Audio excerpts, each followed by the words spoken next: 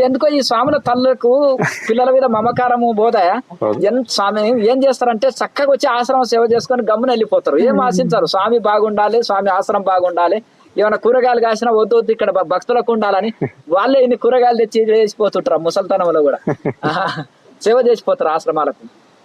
అట్లా సరే ఏదో స్వామి మాకు పుత్రుడు అనుకోవచ్చు, లేకపోతే ఇదని అనుకోవచ్చు. ఆ యశోదమ్మ అనుకున్నది కదా, మా కుమారుడు నా కుమారుడు అనుకోవచ్చు, అందుకని రోడ్డుకి కట్టేసింది ఆయన. కుమారుడు అనుకోకపోతే కట్టేస్తుందా? కుమారుడు అనుకున్నది కాబట్టి రోడ్డుకి కట్టేసింది ఆయనని. అట్లా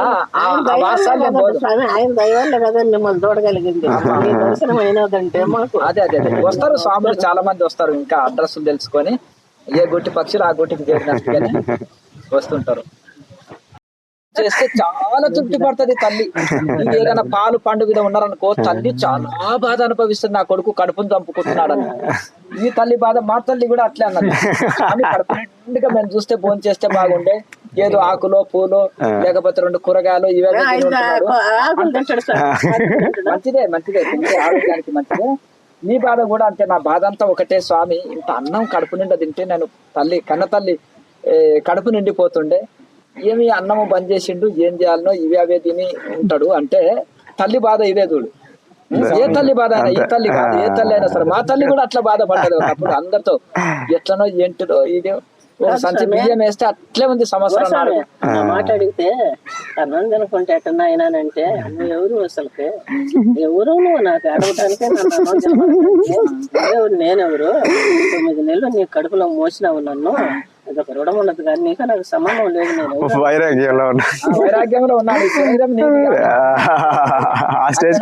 తృప్తి కోసం నేను చేస్తున్నా, శరీరం కోసం కాదు. ఈ శరీరం అనే హక్కు ఎందుకంటే పిండం తయారైంది కాబట్టి ఈ శరీరం అనే హక్కు ఉంది. ఈ శరీరం మీద నీకు కొంత హక్కు ఉంది, కానీ ఆత్మ మీద ఎవరికి హక్కు లేదు. నేను ఆత్మస్థానంలో ఉన్నా అని ఆయన వారు చెప్పుకుంటున్నారు. 3 రోజులు కూడా అంతనా? లే అట్లా పని చేయకండి. అది ఇంకా వైరాగ్యంలో ఉన్నప్పుడు అట్లే వస్తాయి. రమణ మహర్షి కూడా అట్లే అన్నాడు, మలయాళ స్వామి కూడా అట్లే అన్నాడు. అట్లా అది మీరు బాధ ఇట్లా కూర్చునేది ఫోటోలు ఉంటాయి. అట్లా చిన్నప్పుడు ఏంటంటే బొమ్మల వీరబ్రహ్మేంద్ర స్వామివి చక్కగా బొమ్మల వీరబ్రహ్మేంద్ర స్వామివి ఉంటాయి కదా ఫోటోలు, చిన్నవి చిన్నపిల్లలు చదువుకునేవి, అవి చదువుకున్నాము చిన్నప్పుడు. తర్వాత ఇంకా కాస్త వెళ్ళాక ఇంకొక పెద్ద పుస్తకం. తర్వాత జవంగల నాగభూషణ దాస్ అని గుంటూరు వారు రాసిన ఆ మొదటి పుస్తకం. ఆ పుస్తకం వీరబ్రహ్మేంద్ర స్వామి సంపూర్ణ సచ్చరిత్ర ఉంటుంది.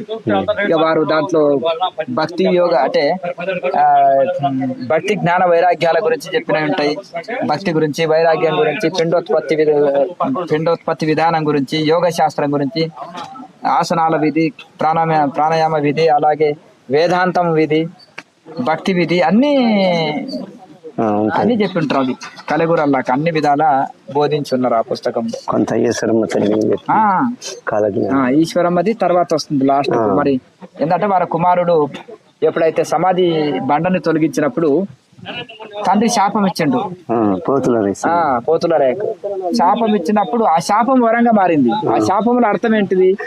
నీవు తపస్సు చేయకుండా పీఠాధిపతివి అయినప్పుడు ప్రజలు ఏదో మరి నువ్వు ఉన్నావా, సమాధిలో ఉన్నావా, చనిపోయినావా ఎక్కడే తెలుస్తలేదు. పుస్తలు మెట్టలు చేయకపోతే కులాచారానికి విరుద్ధం. అందరుండి నువ్వు ఇన్ని నీతులు ఇది చెప్తున్నావు.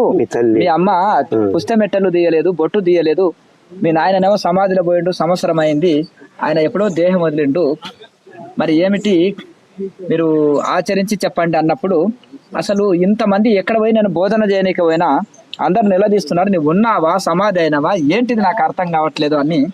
అప్పుడు సిద్ధప్ప పూలకు పోయినప్పుడేమో నమస్కరించి తల బాదుకుంటే బయటకు వచ్చి ఆశీర్వదించి దండ పాదుకలు అవన్నీ ఇచ్చిండు. వీరేమో అట్లా ప్రార్థన చేయకుండా ఏకంగా గుణపం తోటి అది చేయడానికి గడ్డపారతో లేపినప్పుడు ఇక ఆయన నేను సమాధి నిష్టలో అన్ని వివరించి చెప్పిన, లోకులు కాకు పట్టించుకోకూడదు చెప్పినాక కూడా అది ఆజ్ఞను ధిక్కరించి ఇచ్చేసినాం. చూడ వీరబ్రహ్మేంద్ర స్వామి తన కుమారుడి మీద మోహం చేత ఆజ్ఞ ఉల్లంఘించినా ఏమి ప్రతిశాపం ఇయ్యలే, ఏమనలేదు అనే అపవాదం నాకొద్దు. మళ్ళీ నీకు శాపం ఇచ్చిన వరంగా మారింది. ఎట్లా? నువ్వు 14 సంవత్సరాలు యొక్క ఆ చెట్టు కింద పోయి తపస్సు చేస్తే 14 సంవత్సరాలు తపస్సు చేయి, అప్పుడు నీ శాప విమోచనం అవుతుంది అని అన్నారు. అన్నప్పుడు మరి అయ్యో క్షమించు గురుదేవా, పితృవర్య మరి నన్ను క్షమించండి, నేనేదో అజ్ఞానం చేత సిద్ధపలాక చేయక నేను గుణపంతో ఆవేశంతో మళ్ళీ అది కూడా నువ్వు ఉన్నావా, చనిపోయినావా, ఉన్నావా, దేహం వదిలినావా, నిజంగా సమాధిలో ఉన్నావా, మరి లోకానికి తెలవాలి కదంటే అది కూడా చూడండి. లోకం పరీక్షలో సంవత్సరం నాడు పోతులరాయ ఆయన కుమారుడు బండ తొలగిస్తే కూడా బ్రహ్మంగారు సజీవ సమాధిలో ఉన్నారు, మళ్ళా మాట్లాడారు. సమాధిలో కూర్చొని ఉంటే దేహం వదిలి కూడా ఉన్నారేమో అని అనుకోకుండా మళ్ళీ మాట్లాడారు అనేది లోకానికి ఒక నిదర్శనం. అంటే వారు సజీవ సమాధిలో ఉన్నారని లోకానికి నిదర్శనం ఒకటి వచ్చింది. అలాగే కొడుకులు అయినా సరే లోకంలో శిష్యులు, కొడుకులు, భక్తులు అందరూ సమానమే అనేది శాపం ఇచ్చిండు ఒకటి. నీవు ఆ శాపం కూడా వరంగా ఎట్లా మారిందంటే నువ్వు తపస్సులో ఉండి అంటే తపస్సు చేయకుండా పీఠాధిపతి కాకూడదు అనేది సమాజానికి సందేశం వెళ్ళింది. 14 సంవత్సరాలు తపస్సు చేస్తే ఆయనకు ఈశ్వరం అంటే తపస్సు ఎట్లా ఫలిస్తుంది, మరి నేను ఫలించడానికి ఎట్లా ఫలించిందని నేను తెలుసుకోవాలి నాన్నగారు అన్నప్పుడు, కాతలేని పూతలేని చింత చెట్టుకు ఒకే పూత పూస్తుంది, ఒకే కాత, ఒకే పండు అవుతుంది. ఆ పండు నువ్వు తపస్సులో కూర్చున్నప్పుడు నీ చేతిలో పడుతుంది, ఆ పండే నీకు ఫలం అవుతుంది. ఆ పండు, ఆ చింతపండుని నువ్వు తిను, నీకు ఫలం అయినట్టు. అప్పుడు నీకు ఈశ్వరమ్మ అనే ఒక కూతురు పుడుతుంది. ఆమె ద్వారానే నీకు ఈ యొక్క ఆధ్యాత్మికము పరంపర నడుస్తుంది. తాత అంత గొప్ప పేరు తెచ్చుకొని, తాత పేరు అంత గొప్ప ఇది కాలజ్ఞానం రాస్తుంది, తాత లాగా తపస్సు చేస్తుంది, తాత అంత పేరు తీసుకొస్తుంది, తాత పేరు నిలబెడుతుంది, ఆధ్యాత్మికాన్ని గురు పరంపరని కాపాడుతుంది అని చెప్పారు. ఓహో, అప్పటి వరకు నేను 14 సంవత్సరాలు తపస్సు చేయాలి, 14 సంవత్సరాల తర్వాత ఫలం అవుతుంది అని అట్లా ఒకే పూత ఒకే కాత కాసి పండై ఆ చింతపండు అంటే అప్పుడు ఆయన ఆ తపస్సు ఫలం వలన ఒక మంచి కూతురుని అందియగలిగింది సమాజానికి. అలాగే తండ్రి ఆజ్ఞ పరిపాలించిండు, ఒక మంచి కూతురుని అందించిండు, 14 సంవత్సరాలు తపస్సు చేసిండు కాబట్టి పీఠాధిపతి కాగలిగాడు. అంటే ఒక మహనీయుల యొక్క నిర్ణయంలో అయ్యో బ్రహ్మంగారు ఎటువంటిదా సొంత కొడుకు కూడా శాపం ఇస్తారా అనే అపకీర్తి తండ్రికి రాదు. కుమారుడు తపస్సు చేయడం వలన పీఠాధిపతి అయ్యే అర్హత పొందాడు, ఒక మంచి కూతుర్ని అందియగలిగాడు. సంతానం లేని అతనికి ఒక మంచి జ్ఞాని అయిన ఒక కూతుర్ని ఈశ్వరమని లోకానికి అందించగలిగారు. ఇక అట్లా ఇన్ని అర్థాలతో కూడుకున్నది అనమాట, ఇట్లా పరపర అందియగలిగారు. కనుక అప్పుడు మహనీయులు ఏది చేసినా ఒక శాపం ఇచ్చినా అది వరంగా మారుతుంది.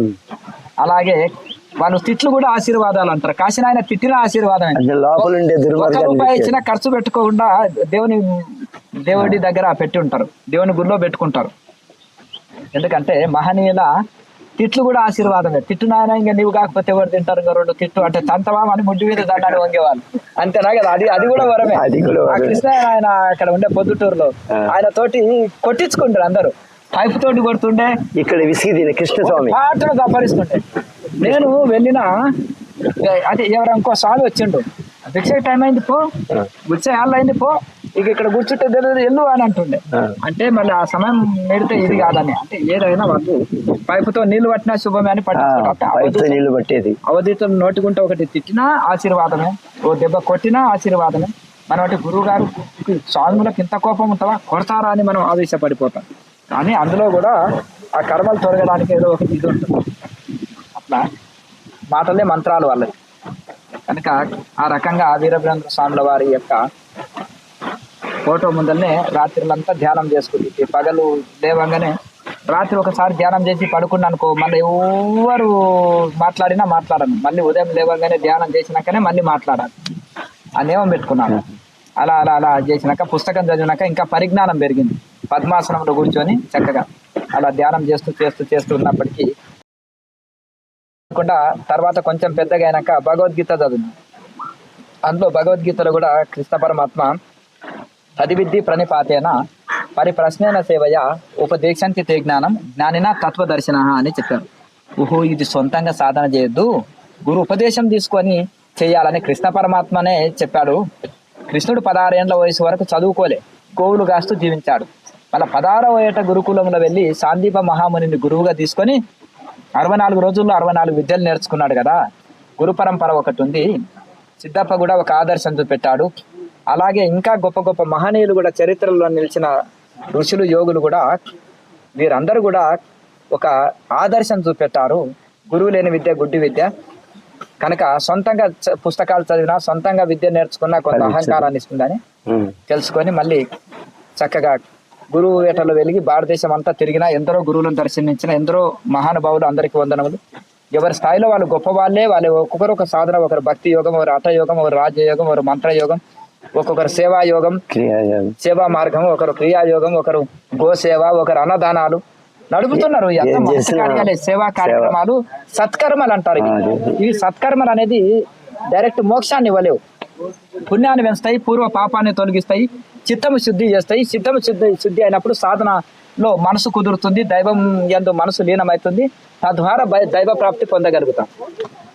ఈ నిష్కామ కర్మ, ఈ సేవ అనేది ఇవన్నీ కూడా చిత్తము శుద్ధి చేయటం కోసము ఇవి దైవ ధ్యానానికి అర్హత సంపాదిస్తాయి, మనకు కలిగిస్తాయి. కనుక తర్వాత వాళ్ళు అట్లా అన్ని తిరిగి హిమాలయాల్లో మరి ఒక గొప్ప మహానుభావుడు అవధూతగిరి మహారాజ్ అని వారిని కలవడం జరిగింది. చిన్నప్పటి సంది అవధూతలు ఎక్కువ మాట్లాడరు. రెండేమో కాల్సిన ఆయన ఎక్కువ ఉపన్యాసాలు ఇచ్చింది ఎక్కడ చరిత్ర లేదు. రెండే మాటలు, సేవ చేసుకో పుణ్యం పొందు, ఆకలి ఉన్న జీవులకు అన్నం పెట్టు నాయన, అదే తపస్సు. ఏంటంటే పెద్ద పెద్ద యోగాలు వీళ్ళు చేయలేదని రెండే మాటల్లోనే వాళ్ళు ఉపదేశం అందిస్తారు. అదే అవధూతగిరి మహారాజు వీరు ఒక యోగి ఆత్మకథలో ప్రణవానంద స్వాముల వారి శిష్యులు. వారు లాహిరి మహాశయ శిష్యులు.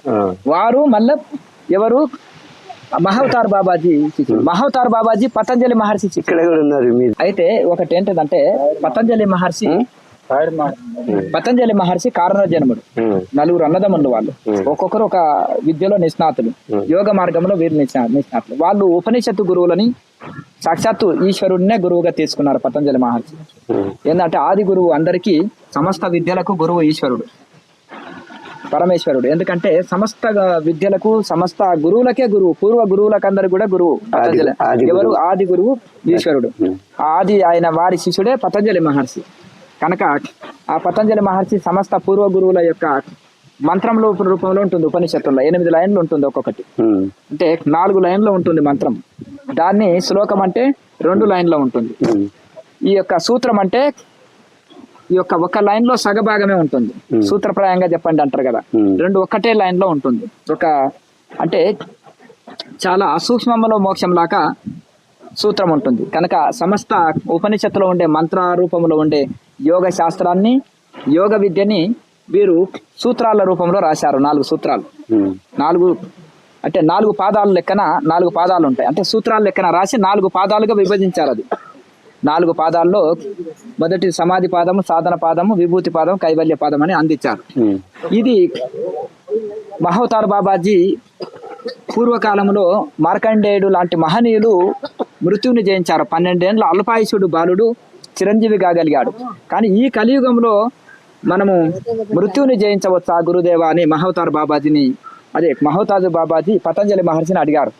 తప్పకుండా మృత్యువుని జయించవచ్చు నాయన అని చక్కగా యోగోపదేశం చేసి వారికి కాయకల్ప చికిత్సని బోధించాడు. అంటే ఇటు మంత్రము, అటు ఔషధము, ఇటు యోగము, ఇటు సమాధి, ఈ 4 సూత్రాలని వినియోగించి మృత్యువుని జయించవచ్చు అని చెప్పి మహామృత్యుంజయ మంత్రాన్ని ఎవరికైతే ఈ యొక్క వశిష్ఠుల వారు ఈ యొక్క మార్కండేయుడికి ఉపదేశించారో వీరికి కూడా ఉపదేశించి చక్కగా ఇవన్నిటిని 4 మెట్లు చెప్పి సాధన చేయమంటే వీరు కఠోర తపస్సు చేసి మృత్యువుని జయించి మృత్యుంజయుడిగా ఉన్నారు. తర్వాత వీరు తర్వాత లాహిరి మహాశయ బాబాజీ శిష్యుల్లో ఒకరు, 4 శిష్యుల్లో ఒకరు. వీరిని తిరిగి మళ్ళీ ఒక జన్మ తీసుకొని ఒక గృహశాస్త్రంలో ఉండేటట్టు బాబాజీ మహారాజే చేస్తారు. అయితే వీరు ఆర్మీగా ఉన్నప్పుడు ఈ యొక్క ద్వారహాటుకి ట్రాన్స్ఫర్ అవుతారు. అయినప్పుడు వారికి హిమాలయ యోగులను దర్శించాలనే కోరిక కలిగి ద్రోణగిరి పర్వతము వెళ్తారు. ద్రోణగిరి మాతాజీ అంటారు అక్కడ. ద్రోణగిరి మాతాజీ అని ఆ పర్వతం ఉంటుంది. ఆ ద్రోణగిరి పైకి వెళ్తుంటే రోజంతా పరిశ్రమ చేసి వెళ్తాడు, అలసిపోయి ఉంటాడు. లాహిరి ఇద రావో అనే ఒక శబ్దం వచ్చిందప్ప. నేను వచ్చి వారం కాలేదు, ఇక్కడ నా పేరు ఎవరికి గుర్తులేదు, ఏదో దివ్య యోగులు ఉన్నారనడానికి నిదర్శనం, ఏదో శబ్దం వస్తుంది ఆకాశవాణి రూపంలో అని. ఇంకా వెళ్దాం అంటే ఇదరావో లాహిరి అని చెప్పడం వలన శ్యామాచరణ లాహిరి మాచ వెళ్ళిన తర్వాత అక్కడ పైనక ఒక ఆకాశం నుంచి ఒక కొద్ది, సూర్యుడి నుంచి ఒక పెద్ద కాంతిపుంజం, సాయంత్రం అయింది, చీకటి అయింది, చీకటిలో పెద్ద కాంతిపుంజం వెలుగొచ్చి ఆ వెలుగులోకి వెళ్ళి ఒక దివ్య పురుషుడు దివ్య దేహం వచ్చేసి, నాయన ఆ గుహ చూడు, గుర్తుపట్టినావా చూడంటే, మీరెవరండి నా పేరు పిలుస్తున్నారు అంటే, మొదలు ఆ గుహలకు ప్రవేశించి చూడంటే అక్కడ ఒక చక్కగా, ఆ కాలంలో ఏముంటాయి చెప్పండి, వస్త్రాలు లేవు కదా, ఒక జింక చర్మం, దండ కమండలాలు, మంచి గుహ. ఓహో, నేను ఈ గురువు గారి శిష్యుడిని కదా, వారం కింద నేను ఏదో ఊరికి వెళ్ళేసి ఇప్పుడే మళ్ళీ వచ్చినాను, మన ఇల్లు మనం మర్చిపోతామా వారం తర్వాత? వారం కింద నేను ఎటో వెళ్ళి పోయి వచ్చినట్టు గుర్తుకొచ్చింది నాకు. గురుదేవా, నేను నీ శిష్యుని, బ్రహ్మచారిని, మళ్ళా నన్ను ఈ మాయ సంసారంలో ఎందుకు పడేసినావు? నేను ఇక్కడే ఉండి తపస్సు చేసుకుంటా, నాకు ఇల్లు వద్దు, కాశీ వద్దు, ఏది వద్దు, నాకు ఇక్కడే ఉంటే, నాయన ఇందుకేనైనా నిన్ను జన్మ తీసుకునేటట్టు చేసింది, గృహస్థాశ్రమంలో ఉంచింది. ఎందుకనేనా నేను గురువు మాట వింటే అందులో నీ శ్రేయస్సు దాగి ఉంది కనుక గురువు చెప్పినట్టు విను నాయన అంటే. మరి ఎట్లా గురుదేవ అంటే, నీకు నేను ఉపదేశం ఇయ్యడానికి ఇక్కడ పిలిపించుకున్నాను. తిరిగి క్రియాయోగాన్ని నీకు ఉపదేశం, మళ్ళీ మానవ శరీరం వస్తే పూర్వజన్మలు తింటే ఈ జన్మలో తినాలి కదా, మళ్ళీ పూర్వజన్మల ఉపదేశం తీసుకుంటే, కాకపోతే జన్మ సంస్కారం ఉన్న వాళ్ళకి తొందరగా సిద్ధి ప్రాప్తి లభిస్తుంది. మళ్ళీ జన్మ తీసుకుంటే తపస్సు చేయవలసిందే. కొంతమంది ఏమనుకుంటారు, తెలియక పూర్వజన్మలో నేను తపస్సు చేసినా ఇప్పుడు నేను అక్కర్లేదు డైరెక్ట్ ఉపదేశాలు చేస్తా అంటాం, అది చాలా తప్పు. సాక్షాత్తు కృష్ణుడు, రాముడు, కృష్ణుడు కూడా మళ్ళీ గురువుని ఆశ్రయించి ఉపదేశం పొంది సాధనలు చేశారు. చేశారా, చేయలేదా? మళ్ళీ జన్మ తీసుకుంటే తప్పకుండా మళ్ళీ గురువుని ఆశ్రయించి సాధన చేయవలసిందే. కనుక కాకపోతే తక్కువ సాధనలో పూర్తి అవుతుంది, పరిపూర్ణం అవుతుంది. తక్కువ సాధన చాలు, ఎక్కువ సాధన అక్కర్లేదు. ఎందుకంటే అప్పుడు నుంచి ఇక్కడ కనుక ఉపదేశం చేసినాక మళ్ళీ అడవిలో నేను ఎవరికి ఉపదేశించదు గురుదేవ అంటే, మళ్ళీ నువ్వు ట్రాన్స్ఫర్ పెట్టుకో, కాశీకి వెళ్ళిపోతావు, అక్కడ తపస్సు చేసి సాధన చేసి పరిపూర్ణుడు అయినాక ఉపదేశాలు చేయను. 8.5 సంవత్సరాలు రోజుకి 8.5 గంటలు సాధన చేసేది. రాత్రులంతా సమాధి నిష్టలో, పగలు ఉద్యోగం చేసేవారు. నెలలో 3 రోజులు అడవికి వెళ్ళిపోయేవాడు చిన్న బ్యాగ్ వేసుకొని. 3 రోజులు 24 గంటలు సమాధిలో గడిపేవారు. లాయర్ మాష 10 పగళ్ళు 10 రాత్రులు ఒకసారి సమాధి నిష్టలో ఉన్నాడు. తర్వాత ఆయన గంగకు స్నానం చేస్తుంటే ఉదయం లేవగానే ఆయన శరీరం గాలిలో వెళ్ళేది గంగలకి, అంత సిద్ధి పొందాడు. 8.5 సంవత్సరాల తర్వాత బంకింగ్ చంద్ర చటర్జీ జనగణమన రాశారు, వందే మాతరం రాశారు. తర్వాత ఎవరు మన వీరు కాదు అంటే స్వాతంత్ర సమరయోధులు అందరూ తెలిసిన రవీంద్రనాథ్ ఠాగూర్ ఇటువంటి మాట ఆనాడు బెంగాల్ వాళ్ళు స్వాతంత్ర సమరయోధులు అందరూ కూడా లాయర్ మాష దగ్గర ఉపదేశం తీసుకున్నారు. భారతదేశం అంతా కూడా దీనికి ఏం ప్రచారం అక్కర్లేదు, వ్యక్తి నుంచి వ్యక్తికి వెళ్తుందని వారు ఎందరో మహనీయులకు ఉపదేశం చేశారు. వారి శిష్యుల్లో చాలా గొప్ప మహానుభావులు అందరు గృహస్థాశ్రమంలో ఉద్యోగ వ్యవసాయ వ్యాపారాలు చేసుకుంటూ రుచులు అయ్యారు. లేదు, నేను చిన్నప్పటి సందే 5వ ఏట నుంచి ధ్యానం చేసుకుంటూ హిమాలయాలు ఆకర్షించి వెళ్ళినాను. వెళ్ళి అయితే ఇంకొకటి మన వీరేది మన లాహిరి మాసే అందరికీ ఉపదేశాలు ఇచ్చిన తర్వాత వాళ్ళ శిష్యులు, స్వామి సన్యాసం తీసుకుంటే ఇంకా తొందరగా అంటే జ్ఞానాదేవతు కైవల్యం, జ్ఞానంతో మోక్షం వస్తుంది, సన్యాసంతో కాదు నాయన. ఆ జ్ఞానం దేని వలన ధ్యానంతో వస్తుంది. ఆ ధ్యానం కుదరాలంటే యోగం కావాలి. ఎప్పుడు అంత భక్తి చేసుకోక యోగం అంటే ఏం యోగం అంటారంటే, మన మనసు అనేది దీపం. ఆ దీపము గాలి అనేది ప్రపంచ వాసనలు, విషయ వాసనలు, కోరికలు, సంకల్పాలు. ఆ గాలి, ఆ కోరికలు, సంకల్పాలు అనే ఆ గాలి ఏం చేస్తుంది, ఈ చిత్తం అనే దీపాన్ని కదిలిస్తుంది, మనసుని కదిలిస్తుంది. మరి ఆ గాలి తగులొద్దంటే యోగం అనే సిమ్మి పెట్టాలి, దాని మీద గాజు సీసని అమర్చుకున్నాం అనుకో. యోగం అనే గాజు సీసని పెట్టుకున్నప్పుడు ఈ చిత్తం అనే మన మనసు చెలించదు, అప్పుడు దైవంలో మనసు లీనం కాగలుగుతుంది. కనుక ఆ యోగం ఎందుకంటే మనసుని దైవంలో కలపడానికి, ఏకాగ్రత చేయటం కోసం. ఆ ఏకాగ్రత తోటి ధ్యానం చేస్తే మనం తరిస్తాం. ధ్యానం గొప్పది, మనం ఒకటేసారి ధ్యానమే చేయొచ్చు కదంటే ధ్యానము శరీరము సహకరించదు, మనసు సహకరించదు. దానికి యోగం ఉన్నప్పుడు శరీరం మనసు సహకరిస్తుంది. అలాగే తర్వాత చక్కగా మనము ఈ యొక్క యోగము ఉందని ఎలా మనం తెలుసుకోవాలి, ఆ యోగ ప్రాప్తి ఉందని ఎలా తెలుసుకోవాలి? ఇప్పుడు చదివితేనే చదువు వస్తుంది. నేను చదవను, మొద్దబ్బాయిని, నాకు బుర్రకి ఎక్కట్లేదు అంటే బుర్రను పెంచుకోవచ్చు, ఏకాగ్రత పెంచుకోవచ్చు, శ్రద్ధతోటి పెరుగుతుంది. శ్రద్ధవాన్ కాకపోతే మనము మందబుద్ధి ఉంటే 10 సార్లు చదివితే బుర్రకి ఎక్కొచ్చు, ఏకాగ్రత మనిషికి 1 సారి చదివితే బుర్రకి ఎక్కొచ్చు. కానీ మనము చదువు రానోళ్ళు 10 సార్లు చదివైనా మనం ఇది అవుతాం కదా. అంటే శ్రద్ధవాన్ లభతే జ్ఞానం. ఏ విద్యలో అయినా శ్రద్ధ ఉంటే మనకు సిద్ధి లభిస్తుంది. శ్రద్ధ లేకపోతే ఏది లేదు. ఇప్పుడు కుందేలు స్పీడ్గా పరిగెత్తుతుంది, అదైనా పరిగెత్తకపోతే ఆడనే ఉంటుంది. తాబేలు నెమ్మదిగా వెళ్ళినా కానీ ప్రయత్నం ఆపకుండా పోతే గమ్యం చేరుకుంటుంది.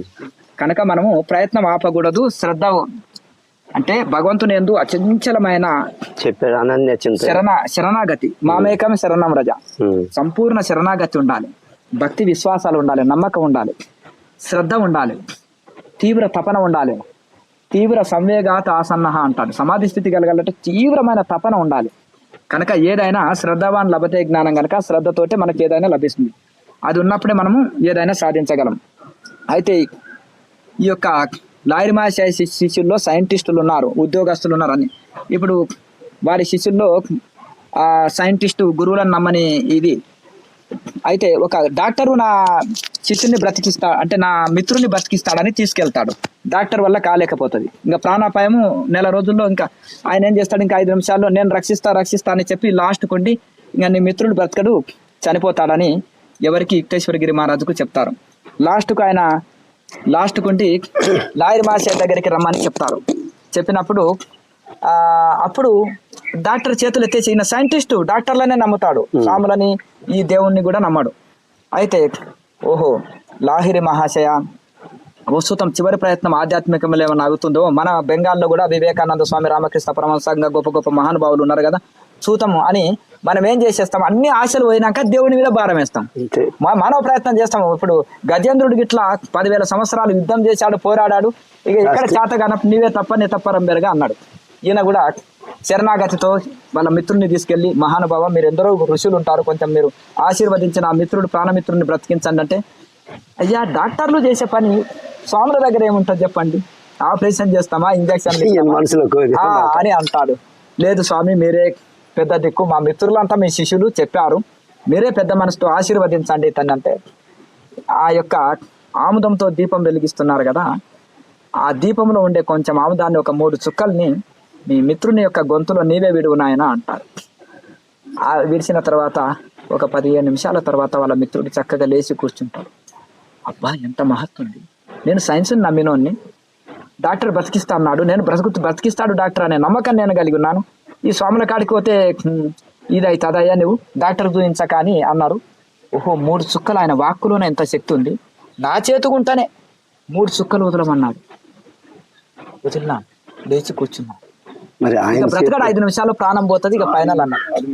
అంటే ఆయన యొక్క వాక్కులోన ఎంత పవర్ ఉంది కదా, ఈ యోగం చేస్తే ఇంకెంత ఇది ఉంటుందని యోగోపదేశం తీసుకున్నాడు.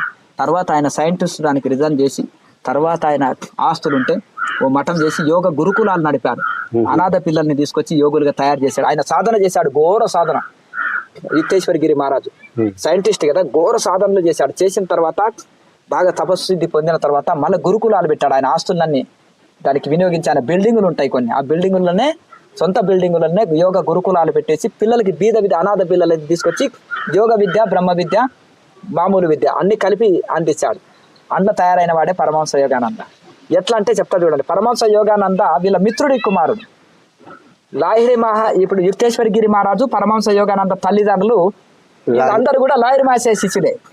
కాకపోతే యుక్తేశ్వరగిరి మహారాజు దగ్గరికి వెళ్తుంటే సంతోషంగా పంపాడు. యుక్తేశ్వరగిరి మహారాజు మా గురువు శిష్యుడే, కాకపోతే ఆయనకు ఉండే వైరాగ్యం, ఆయన తపస్సు మేము చేయలే, ఆయన చాలా గొప్పవారు, గురువు అంత గొప్పవారు, ఆయన బాగా సాధన చేశాడు కాబట్టి మా బిడ్డ అక్కడికి వెళ్ళినా బాగుపడతాడు, ఆ గురుకులంలో చదువుకున్నా పర్వాలేదని వీళ్ళు అక్కడికి పంపిస్తారు. పంపించడం వలన ఆయన అక్కడే చదువుకొని ఆశ్రమంలో సేవ చేసుకుంటూ ఉండేవాడు. గొప్ప గొప్ప యోగులని లాహిరి మహాశయ శిష్యులు ఎంతమంది ఉన్నారు, ఎంత గొప్ప వాళ్ళు అనేది పరిశోధన చేసి తిరుగుతూ ఆయన చాలా అనుభవం తీసుకునేవారు. గొప్ప గొప్పవారు అంటే రామ్ గోపాల్ మంజుదార్ గారు నిద్రపోకుండా నిద్రను జయించిన వారు. అలాగే నాగేంద్ర బహదూర్ మహాశయ గాలిలో ఉండి ధ్యానం చేసేవారు. ప్రణమానంద స్వామి 2-3 శరీరాలతోటి వెళ్ళిపోయేవాడు, రైల్వే ఉద్యోగం చేసుకుంటారు 2-3 శరీరాలతోటి. అట్లా వీళ్ళంతా చాలా తీవ్ర వైరాగ్యం ఉన్నవాళ్ళు, చాలా తీవ్ర వైరాగ్యం, మామూలు తీవ్ర వైరాగ్యం కాదు. ఒడ్డున పడ్డ చేప నీళ్ళలో ఉండుట కోసం కోరుకుంటుంది, ఇంకేం కోరుకోదు. మంటలో పడిన కోరుకుంటుంది, ఇంకేం కోరుకోదు. అలాగే తీవ్ర తపన, నాకు ఏదొద్దు దేవుడే కావాలి, భగవంతుడే కావాలనే తపనతో ఉన్న వాళ్ళు వీళ్ళంతా కూడా. అందుకనే ఆ సిద్ధి పొందారు. గిరిబాల గారు అత్త తిండిపోతూ అని 5 ఏళ్ల వయసులో పెళ్లి అయింది. ఊరికే ఇంట్లో తింటే తల్లి ఓడ్చుకుంటుంది, అత్త ఓడ్చుకుంటుందా, ఏం పని చేయకుండా తిండిపోతూ అంటే ఊరికే తిడుతుంటే మా అత్తతోటి మాట పడవద్దు నేనని ఒక పౌరుషం, చిన్నపిల్లలకి పౌరుషం ఎక్కువ ఉంటుంది. ఏ చేత కాదు పౌరుషం ఎక్కువ అంటాం కదా.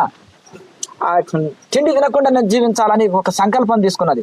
లాయర్ మహేశ్వర దగ్గర ఉపదేశం పొంది కేచర ముద్ర సిద్ధింపజేసుకొని మాణికేశ్వర మాత లాగా ధ్యానం చేసేసి నిరాహార యోగినిగా మారిపోయింది. అమ్మ కాళ్ళు మొక్త బిడ్డ, మీ అమ్మతో మాట వస్తుంది, కొంచెం తినమ్మా, కొంచెం అన్నం తినమ్మా, ఏదో అన్నం పెట్టలే అత్త అని అపకీర్తి నాకు రానేయకమ్మా, అన్నం పెట్టక చనిపోయిందని కానీ ఇది చేస్తే ఇక వినలే. మొండితనంగా అంటే సంకల్పము కేచరముద్ర దైవకృప ఇవన్నీ కలవాలి. అయితే ఆ రకంగా ఆమె యోగ సిద్ధి పొంది. అంటే ఇట్లా ఈ క్రియాయోగంలో ఇటువంటి గొప్ప ఋషులు ఉన్నారు. మీరు మీ గురువు ఎవరన్నారు కదా, ఈ 2-3 శరీరాల స్వామి వారణాసిలో ఉన్నాడు కదా. మా గురువు వారణాసి అవధూతగిరి మహారాజు వారణాసిలో పుట్టాడు, పెరిగాడు. ఈ 2-3 శరీరాల స్వాములకు ఆకర్షితుడయ్యాడు. పోయి ఆడపోయి ఊడవడం, కడవడం, తోడవడం, యోగం నేర్చుకోవాలని గురువులను చిన్నప్పుడు చూస్తారు కదా. కాశీ అంటేనే జ్ఞాన భూమి, వైరాగ్య భూమి, శివుడు నరాడిన ఇది.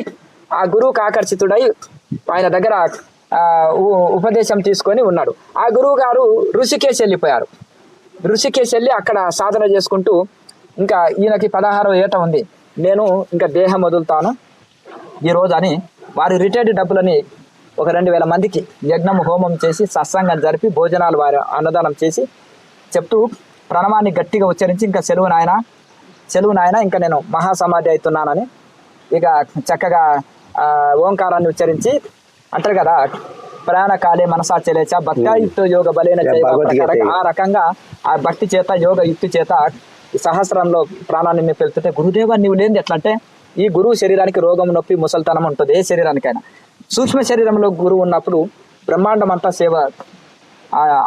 సేవ చేయగలుగుతాడు. కనుక మీరు నిశ్చింతంగా ఉండండి. ఈ బాలుడు కూడా పసిబాలుడుగా ఉన్న అవధూతగిరి మహారాజు కూడా గురుదేవ నాకు ఎట్లా అంటే నీకు మెట్లుగా 4 దీక్షలు ఇచ్చినాను, 4 దీక్షలు చెప్పేసినాను, ఇవి సాధన చేసుకో. 4 లెవెల్స్ నీకు అందించిన క్రియాయోగం, దీన్ని సాధన చేసుకో. నేను 2 సంవత్సరాల తర్వాత ఇదే ఋషికేశిలో పుడతాను, 10వ ఏట మళ్ళీ కేదార్నాథ్లో వెళ్తాను, అక్కడ తపస్సు చేసుకుంటాను అని చెప్తారు. అబ్బో గురువు గారు అని ఇక ఇక్కడే ఈయన ఉండి కేదార్నాథ్ ముందుకే గురువు రాక కోసం ఎదురు చూస్తాడు. మా అవధూతగిరి మహారాజు వెళ్ళిపోయి ఇక్కడికి వస్తాను కానీ అక్కడ ఆయన అంత మహాసమాధిలో వారు సమాధి అక్కడే ఇంకా అందరిలోనే ఓంకారాన్ని ఉచ్చరించి అక్కడే ఇంకా ఓంకారాన్ని ఉచ్చరించి సమాధి ఎగుతాడు. అయిన తర్వాత మా గురువు దేహం వదిలిన తర్వాత మహాసమాధి అయిన తర్వాత ఆయన దుఃఖం పట్టరానిది, మామూలు పట్టరాని దుఃఖం కాదు. దుఃఖము బాధ కలిగి చాలా దుఃఖపడి ఆయన ఇంకా ఇచ్చేసి గురువు గారు కేదార్నాథ్ వస్తున్నారు కాబట్టి అని కేదార్నాథ్ వెళ్ళి నీలకంఠ పర్వతం గుహలో ఘోర తపస్సులు చేశాడు ఆయన. అటువంటి మహానుభావుడు 150 సంవత్సరాలు జీవించాడు. నిరాహార యోగి, మౌని, అవధూత. ఇక అడవి జంతువులాకనే ఆయన చూపు, ఆయన యొక్క నడక అంత గంభీరం. తెల్లటి మనిషి, పొడువాటి మనిషి, బక్కటి శరీరము, చాలా కాంతియుతమైన శరీరము. ఆయన ఇంకా కాశీలో పుట్టి పెరిగిన వాడు. ప్రణవానంద స్వామి కూడా అక్కడే వారణాసి, అది యోగుల భూమి. అక్కడి నుంచి ఋషికేశిలో మహాసమాధి చెందారు. అక్కడి నుంచి ఆయన ఇక మా గురువు గారు కేదార్నాథ్లోనే ఇక ఉన్నారు. అయితే ఆయన ఎవరిని దగ్గరికి రానియాడు. మీరు ఎవరు మీ గురువు అని చెప్పారు కాబట్టి అయితే నేను ఆకర్షితున్నాయి సిటీలో ఉన్నప్పుడు. అయితే డైరెక్ట్ వారు ఏం చెప్పారు, ఉపదేశము ఇచ్చారు. ఇచ్చిన తర్వాత నీవు మళ్ళీ ప్రపంచానికి ఆకర్షితుడు కావచ్చు, డబ్బుకు దాసుడు కావచ్చు, నాకు ఇంకొక జీవితం కూడా ఉందని ఆలోచించవచ్చు కదా, నీవు పని చేసి సంపాదించడం నేర్చుకో అన్నాడు. మొదలు అర్థమైంది కదా, పని చేసి కష్టపడి సంపాదించి ఆ డబ్బులని కల్లారా చూడు, మళ్ళీ తిరిగి డబ్బు నాకు వద్దని అప్పుడు నా దగ్గరికి రా. తల్లిదండ్రులను ఒప్పించి రావాలి, తల్లిదండ్రుల అనుమతి తీసుకొని రావాలి. నాకు ఇక్కడే ఉండిపోతా, తపస్సు చేసుకుంటా, సన్యాస జీవితం నాకు కావాలి. వీరబ్రహ్మేంద్ర స్వామి లేరు ఇప్పుడు, ఆయనతోటి నేను ఉపదేశం తీసుకుందామంటే ఆయన చెప్పిన ఆ పుస్తకంలో చెప్పిన శివశక్తి పంచాక్షరి నేను జపం చేసుకున్నాను, ధ్యానం చేసిన, చెప్పిన సాధనలు చేసిన, పద్మాసనంలో ఉండి ఆ పుస్తకాన్ని చేసి, కానీ వారు లేరు. మరి ఇప్పుడు మీరు నాకు కనిపిస్తున్నారు. ఎందరో యోగులను చూసిన హిమాలయాల్లో కూడా మీ అంత వైరాగ్యం నాకు కనిపించలే, నన్ను తరింపజేయకూడదు అంటే 3 రోజులు మొరపెట్టుకుంటే, రాయి దగ్గర మొరపెట్టుకుంటే ఎంతదా, రాయి లాక్కనే. నువ్వు తిన్నావా, ఎట్లుంది, ఇది అనేది లేదు. ఎవరైనా అతిథి వచ్చినప్పుడైనా తింటావా అని అడుగుతారు కదా, నీళ్ళన్న తాగుతావా అంటారు కదా, కానీ మరి అది కూడా లేదు. ఏమిటిది మీరు రాయా మనిషా, అయినా మీరు జడబడుతులాగా జడుల్లాగా ఉన్నారు, మీరే నాకు గురువు అని చెప్తే అప్పుడు కరుణించి ఉపదేశించినాక ఇంటికి వెళ్ళి సాధన చేసుకో అన్నారు. చేసుకున్న తర్వాత చేసుకో అని చెప్పారు. ఆడ కొంత వయసు అయిన తర్వాత రావాలి, ఇప్పుడు వద్దన్నారు. తర్వాత ఏం చేయాలంటే నేను ఇక చాలా ఎంత రోధించినా వినలే. ఇక వాళ్ళ మాట మనం వినాలి కానీ మన మాట వాళ్ళు అప్పుడు వినరు. కనుక ఇక్కడ వచ్చేసి కొంత నేను చిత్రకారుడిగా చేస్తూ కొంత సంపాదించి కూడా చూపెట్టిన. ఇది నాకు తృప్తి ఇస్తలేదు సంపాదన. నాకు ఇంటికాడ ఇది లేదు, తల్లిదండ్రులు అనుమతి ఇయ్యరు మరి చిన్నపిల్లవాడికి. తర్వాత సాధన మాత్రం ఘోరంగా చేస్తున్నా, చాలా సాధన చేస్తున్నా. ఇంకా గురుముఖంగా అంతవరకేమో మామూలు ధ్యానం చేసేవాడిని కదా. తర్వాత ఇప్పుడు యోగం కూడా దొరికింది కదా, ఇంకా అద్భుతంగా రాకెట్ స్పీడ్ లో సాధన సాగుతుంది. చాలా దొరకక ఆకలి ఉన్న వాడికి భోజనం దొరికినట్టు ఈ యోగాభ్యాసం దొరికింది కాబట్టి చాలా సాధన చేస్తున్నా. సాధన చేసినాక మళ్ళీ నేను సిటీలో వెళ్ళిన. ఎందుకంటే తల్లిదండ్రులకు అటాచ్మెంట్ డిటాచ్మెంట్ ఉంటే వీళ్ళకి మోహం ఉంటది నా మీద. నలుగురు కదా, నలుగురు కాబట్టి 3 కుమారులు కాబట్టి కొంత మనకు ఒకరు లేకున్నా పర్వాలేదు అనుకొని వీళ్ళ మీద మోహం ఉండదు. చిన్నప్పుడే నేను ఇల్లు వదిలి కుటుంబానికి దూరంగా ఉండాలని నిర్ణయించుకున్నా. అట్లా గ్యాప్ లో మెల్లమెల్లగా పర్మిషన్ ఇంటి వారి తల్లిదండ్రుల పర్మిషన్ పొందాలని నేను నిర్ణయించుకున్నాను. అంత ఈజీగా వదలరు. మా తండ్రి గారు మొత్తం భజనలు, తత్వాలు, సాధు సత్పురుషుల సాంగత్యం కలిగిన వ్యక్తి. పూర్వకాలం జీవన విధానము తల్లి గారు పూర్వకాలం జీవనం అంటే పల్లెటూరు వాళ్ళకి ఆకేసుకోవడము, కళ్ళు తాగడం, ఇవన్నీ అలవాట్లు ఉంటాయి. ఆమెకి లేదు, మధు మాంసాలు తీసుకోవడం, ఇటువంటి అలవాట్లు లేవు. పొలానికి కూడా నడుచుకుంటే, చెప్పులు తొడగకుండా పొలానికి కూడా నడుచుకుంటూ వెళ్ళడము, పాతకాలం సాధు సత్పురుషులను ఆదరించడము, అతిథి అభ్యాగతులను ఆదరించడం, 10 మంది చుట్టాలున్న వాళ్ళ ఇంటికి వెళ్లకుండా ఈమె దగ్గరికి వచ్చేసి తిని వెళ్ళేది. అంత ఆప్యాయత పంచే ఒక కరుణామూర్తి ఆమె. అట్లా ఆ రకంగా ఉన్నప్పటికీ కూడా వాళ్ళకి ఇంకా పర్మిషన్ ఇవ్వరు. తర్వాత నేను చాలా మొండి పట్టుదలతో నాకు ఇదే కావాలి, ఇదే మార్గంలో ఉండాలి, కొన్ని సంపాదిస్తూ కుటుంబానికి ఇస్తూ డబ్బులు కూడా నాకు ఈ మార్గమే కావాలి, నేను ఇది నీ కొడుకు బ్రతికి ఉండడం మీకు ఇష్టమా లేకపోతే దేహం వదలడం మీకు ఇష్టమా అంటే బ్లాక్ మెయిల్ స్టార్ట్ అయింది. చూడండి ఎన్నో తాగిన బతుకున్నట్టే అయ్యో అనంటే మళ్ళీ అన్నాను, నేను ఇంకా వెళ్ళిపోతున్నాను నా గురువు దగ్గరికి. మరి ఎట్లా స్వామి అంటే, నీవు అతిథి అభ్యాగతులకు ఎవరికైనా పిడికడ అన్నం పెడితే నీ కొడుకు కూడా ఎన్నో దగ్గర భిక్ష దొరుకుతుంది అని నేను చెప్పిన. ఎందుకంటే అప్పటికే మహనీయుల యొక్క శాస్త్రం ఉంటది. ఒక ఇల్లు కావాలి, ఒక బిల్డింగ్ కావాలి, ఒక కార్లు కావాలి, పొలాలు కావాలి, డబ్బులు కావాలి, బంగారు కావాలి, ఇది ఒక కేటగిరీ. అంటే భోజనం దొరికితే చాలు, వస్త్రం దొరుకుతాయి అనేది కామన్, ఓ సాధువు కోరుకునేది. అంతేనా? ఇంకా లేదంటే కొంతమంది సాదా జీవితం కోరుకుంటాయి. చిన్న కోరికలతోటి కూడా తృప్తి పడి ఉంటారు. అంటే కోరికలమయం అంటే ధర్మార్థ కామ మోక్షాలు ఈ గృహస్థ జీవితంలో అందరికి కావాలి. ధర్మంగా ఉంటూ అర్థం డబ్బు సంపాదిస్తూ తన కోరికల్ని తీర్చుకుంటూ, అంటే తనకు కావాల్సిన అవసరాలను తీర్చుకుంటూ మోక్షం కోసం ప్రయత్నం చేసేది గృహస్థాశ్రమం. ఇక్కడ ఒకటే కామంలోనే పడిపోతే మోక్షం మిస్ అవుతుంది. అంటే ఇక్కడ కామి కాని వాడు మోక్షగామి కాడంటే, నాకు మోక్షం కావాలనే కోరిక లేని వాడికి మోక్షం దొరకదు అనేది ఇక్కడ ఈడ తీసుకోవాలి. ఇప్పుడు భూమికి ఎన్నో పేర్లు ఉన్నాయి, అవసరాన్ని బట్టి ఆ పేరుని వాడతాం. గంగాకి ఎన్నో పేర్లు ఉన్నాయి, సందర్భాన్ని బట్టి కవి ఆ కవిత్వం కుదిరేటట్టు ఆ పదాన్ని వాడుకుంటాడు. టాబ్లెట్లు ఎన్నో ఉంటాయి, మన అవసరానికి సర్ద, దగ్గ, జలుబ ఆ మెడిసిన్ వాడతాం. అంతేనా కదా? అలాగే ఇక్కడ కూడా ఈ పదాన్ని ఎక్కడది అంటే శంకరాచార్యులు చెప్పిన పదం ఇది. శంకరాచార్యులు స్వామి వాళ్ళ తల్లి మొదటి పెట్టింది మీకు కూడా అట్లే జరిగింది. శంకరాచార్యులు ఏంటిదంటే కామి గాని వాడు మోక్ష గామి గానే కాడాయి అనేది శంకరాచార్య పదం. మరి ఆయన బ్రహ్మచారి కదా, మరి ఆయన ఈ పదము చెప్తే ఎట్లా? మరి ఆయన అంటే అందరినీ పెళ్లిళ్ళు చేసుకోమని చెప్తాడు కదా, మరి ఎందుకు ఆయన ఆదర్శం తీసుకొని 1000 మంది మరి బ్రహ్మచారులుగా ఉండి సన్యాసిస్తున్నారు? ఒకటి క్రమ సన్యాసం, అంటే గృహస్థ జీవితం గడిపినాక బాధ్యతలు అయిపోయినాక సన్యాసం తీసుకునేది ఒకటి నేరుగా చిన్నప్పుడే బ్రహ్మచర్య ఆశ్రమం నుంచి సన్యాసం తీసుకునేది ఇంకొక పద్ధతి.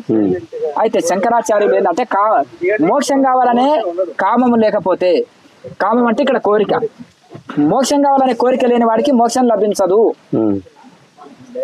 దీన్ని ఇంకా వేరేగా అర్థం చేసుకో. దీన్ని ఏంటంటే ఉల్టా అర్థం చేసుకొని పెళ్లి చేసుకొని కామాన్ని అనుభవించకపోతే మోక్షం లేదు, కామి కాని వాడు మోక్షం లేనే లేదా అని ఇట్లా ఉల్టా అర్థం తోటి చెప్పి దీన్ని ఉల్టా తీసుకుపోయారు. ఇంకొకటి చూడండి, నీకు ఇంజనీర్ కావాలనే కోరిక లేకపోతే ఇంజనీర్ కాలేవు, డాక్టర్ కావాలని కోరిక కాకపోతే లేదు, నేను 100 ఎకరాలు సంపాదించాలని కోరిక లేకపోతే నువ్వు 100 ఎకరాలు కాదు 1 ఎకరా కూడా సంపాదించలేవు. అవునా కదా? నేను మంచి డ్రైవర్ని కావాలని కోరిక లేకపోతే డ్రైవర్ కాలేవు, నేను మంచి వ్యవసాయదారుని రైతుని కావాలంటే కాలేవు, నువ్వు మంచి మేస్త్రిని కావాలని కోరిక లేకపోతే మేస్త్రి కాలేవు, నేను మంచి యోగిని కావాలని కోరిక లేకపోతే నువ్వు యోగి కాలేవు. నేను యోగి కావాలని కోరిక కూడా బంధమే కదా అంటారు. బంధం కాదు ఇది. ఇప్పుడు చూడండి, నేను భోగిని కావాలి, మంచి ఒక ఫుల్ బాటిల్ 2 బాటిల్ తాగాలనే కోరిక నీకు ఉన్నదనుకో, అది బంధం. అది బంధం. నీకు ఆరోగ్యం చెడగొడుతుంది, అన్ని చేస్తుంది.